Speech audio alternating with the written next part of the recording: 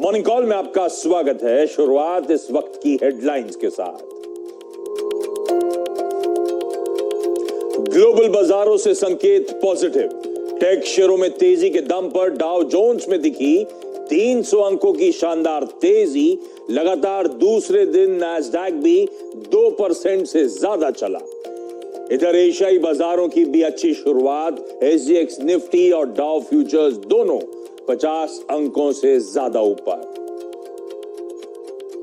आज 10 बजे होगा क्रेडिट पॉलिसी का ऐलान। बैंकर्स और अर्थशास्त्रियों ने रिवर्स रेपो रेट में बढ़ोतरी की जताई संभावना। आज लोकसभा में बजट पर चर्चा में एफएम के जवाब पर भी रहेगी बाजार की नजर। सरकार का काम बिजनेस करना नहीं। प्रधानमंत्री मोदी ने कहा, गरीबों को खाना, घर, टॉयलेट, पीने का साफ पानी मुहैया कराने पर है सरकार का फोकस।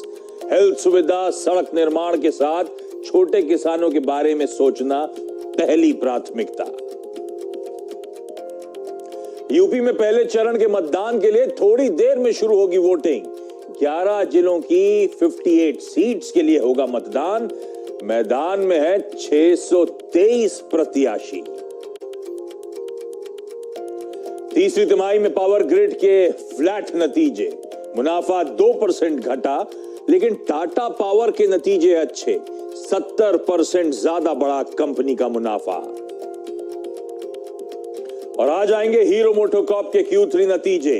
रेवेन्यू 21% तो मुनाफे पर 38% का दबाव संभव। मार्जिन्स में भी कमी का अनुमान। वहीं 21% गिर सकता है M&M का प्रॉफिट। कमोडिटी कीमतों में उछाल का दिख सकता है नतीजों पर असर।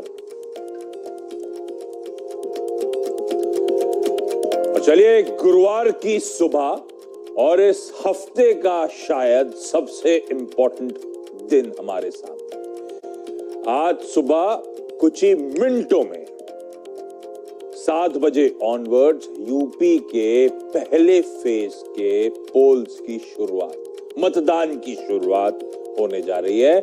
7 फेजेस का ये पोल, जिसका आज पहला चरण। उसके बाद सुबह 10 बजे आरबीआई की क्रेडिट पॉलिसी अनाउंस होगी। वो एमपीसी की 3 दिनों की बैठक खत्म होगी और सुबह सुबह तड़के 10 बजे वो पॉलिसी का अनाउंसमेंट।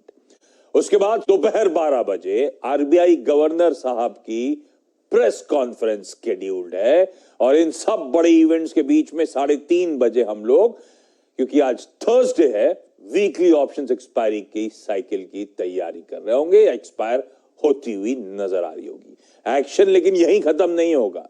शाम 7 बजे लोकसभा में फाइनेंस मिनिस्टर निर्मला सीतारमण जो भी बजट रिलेटेड क्वेरीज आई हैं उन सब का रिप्लाई करने जा रही हैं। बढ़िया मोमेंटम।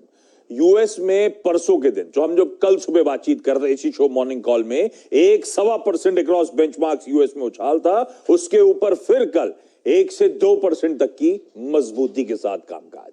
तो बैक टू बैक वहां पे भी मजबूत सेशंस देखने को मिल रहे हैं और ये ग्लोबल इक्विटी मार्केट्स के लिए अच्छा। तब और अब क्विकली स्क्रीन पर आएगा। हम जो डाइजेस्ट करके गए थे 200 पॉइंट की तेजी डाउन में। एक्चुअल सेशन में 300 पॉइंट का उछाल हुआ।